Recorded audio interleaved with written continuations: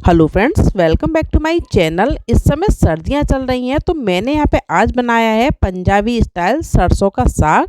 तो चलिए शुरू करते हैं इसकी रेसिपी।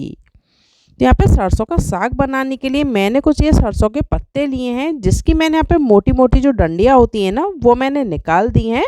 और इस तरीके से मैंने यहाँ पे सरसों के साग को कट कर लिया। ये देखिएगा, इस तरीके से मोटी डंडियाँ निकाल दी थी मैंने।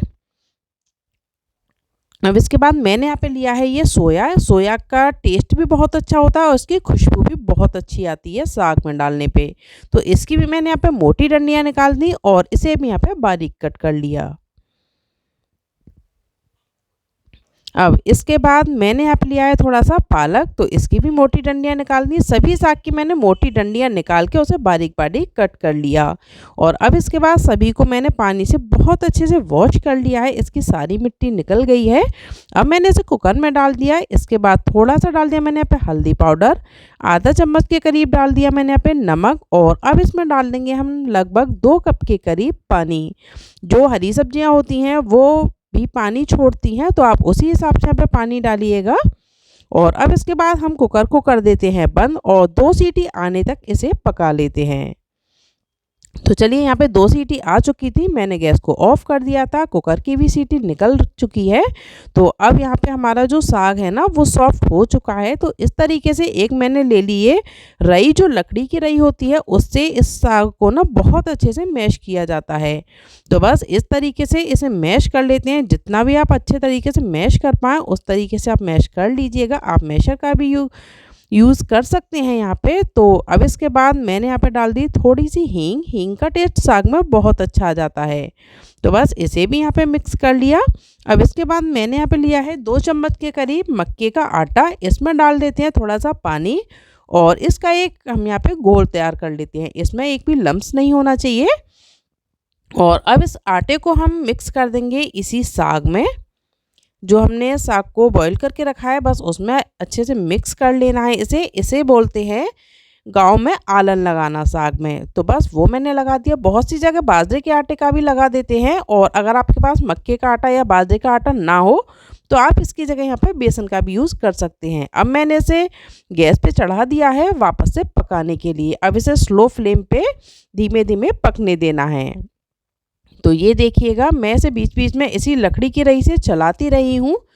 और यहाँ पे जो हमारा साग है ना बहुत अच्छे से पक रहा है। ये देखिएगा, एकदम मिक्स हो चुका है जो आटा है वो भी, और पानी और साग बिल्कुल भी अलग अलग नहीं है, अच्छे से घुट चुका है। अब मैंने यहाँ पे लिया है ये एक हरा प्याज लिया है। तो बस इसे हम यहाँ पे बारीक कट कर लेते हैं। बीच में इसमें मैंने चीरा लगा दिया है। इसे यहाँ पे हम फ्राई नहीं करेंगे, ऐसे ही साग में यूज़ करेंगे। तो इसका टेस्ट ना सरसों के साग में बहुत ही बढ़िया सा आ जाता है। तो इस तरीके से इसे बारीक बारीक कट कर लेना है।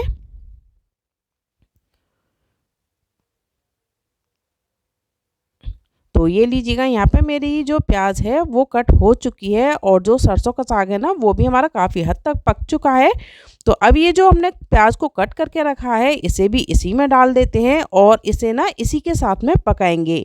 हमें इस प्याज को अलग से पकाने की ज़रूरत नहीं है, क्योंकि जो स्प्रिंग अनियन होती है ना वो बहुत ज़्यादा टाइम नहीं लेती है पकने में, फटाफट से पक जाती है। तो इसे अच्छे से मिक्स कर देते हैं और करीब 2 से 3 मिनट तक और पका लेते हैं।